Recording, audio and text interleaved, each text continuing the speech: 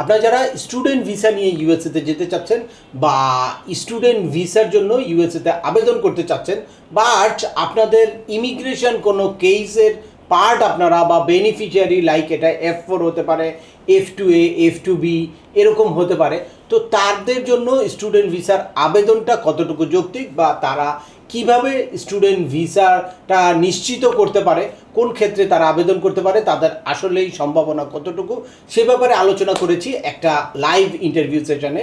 তো এই সেশনটা আপনাদের জন্য শেয়ার করব যাতে আপনাদের স্টুডেন্ট ভিসা সংক্রান্ত সম্পূর্ণ কনফিউশনটা দূর হয়ে যায়। চলুন শুরু করা যাক। তার আগে বলে নিচ্ছি, যারা আমাদের চ্যানেলে নতুন বা আমাদের চ্যানেলটি এখনও সাবস্ক্রাইব করেনি, please hit the subscribe button. আর যারা অলরেডি সাবস্ক্রাইব করেছেন তাদেরকে অসংখ্য ধন্যবাদ।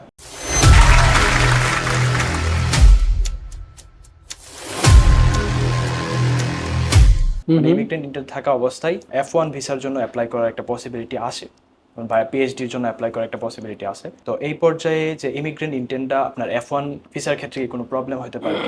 এক নম্বর ওইদিকে ফলো টু জয়েনে থাকছে, হ্যাঁ কেসে থাকতেই পারে। এটা মানে আমার মনে হয় যে খুব বড় ধরনের কোনো ইফেক্ট করবে না।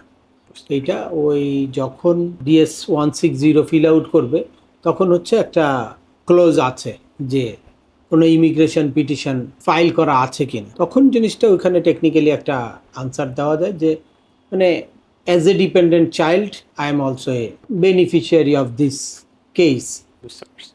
ডিরেক্টলি কোনো অ্যাপ্লাই তো করা নাই, ডিরেক্টলি সে তার প্যারেন্টসের চাইল্ড হিসেবে সে ওখানে ছিল, এটা পার্ট ছিলাম, বাট আমি ওখানে ফাইল করি নাই, ডকুমেন্ট ফাইল করি নাই, এরকম দেওয়া যায়, তাহলে ওই জিনিসটা আরও ক্লিয়ার হয়ে যায়। বুঝতে পারছি।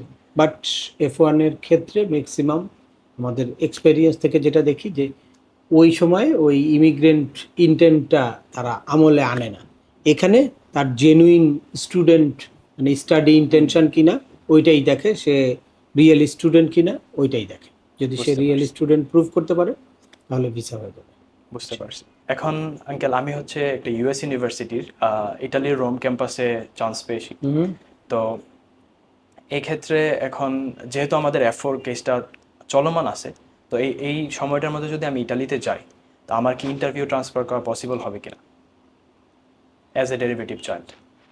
না, মেইন অ্যাপ্লিকেন্ট যদি ইটালিতে থাকে সেক্ষেত্রে কেসটাকে ইটালিতে ট্রান্সফার করা যায়।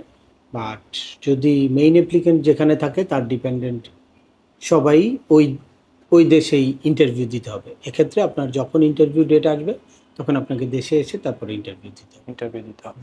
ধরেন আমি ইটালি থেকে বাংলাদেশে আসলাম, তো আসার পরে ইন্টারভিউতে বসলাম, কিন্তু ইন্টারভিউতে বসার পরে একটা নিউজে শুনছিলাম যে আপনার পাসপোর্টটা রাখে ভিসা ইস্যু করার জন্য।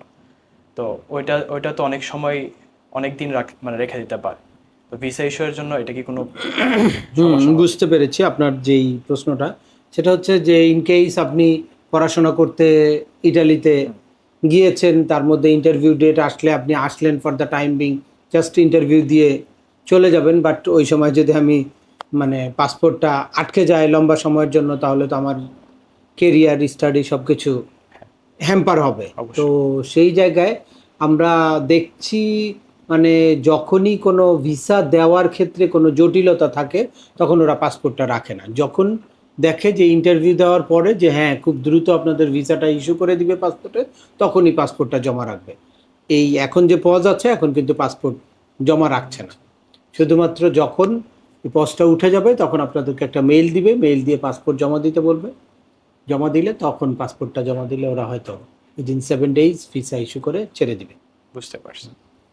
এক্ষেত্রে যদি মানে এই পজ থাকাকালীন সময়ে, আমরা আশা করছি এই পজটা খুব শীঘ্রই উঠে যাবে, তারপরেও যদি কোনো কারণে পজ থাকাকালীন সময়ে আপনার ইন্টারভিউ ডেটটা ইস্যু হয়, তাহলে আপনার হয়তো 2বার আসতে হতে পারে। একবার আপনি এসে ইন্টারভিউ দিয়ে গেলেন, আবার সেকেন্ড টাইম যখন আপনাকে ভিসা ইস্যু করার মেইল দিবে তখন এসে আবার ভিসাটা ইস্যু করতে হবে।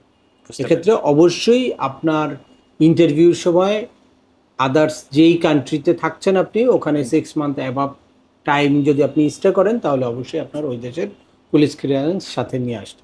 তাহলে আশা করি আজকের এই আলোচনা থেকে আপনারা যারা F4 ক্যাটাগরি বা কোনো ইমিগ্রেশন কেসের পার্ট বা অন্য দেশে পড়াশোনা করছেন তাদের কাছে ক্লিয়ার হয়ে গেছে যে আপনারা কিভাবে ইন্টারভিউতে অ্যাটেন্ড করতে পারেন, আপনাদের পাসপোর্টটা কতদিন জমা রাখতে পারে, at the same time immigration কেসের পার্ট হলেও আপনাদের স্টুডেন্ট ভিসায় আবেদন করা কতটুকু যৌক্তিক বা কীভাবে আপনারা স্টুডেন্ট ভিসাটা নিশ্চিত করতে পারেন।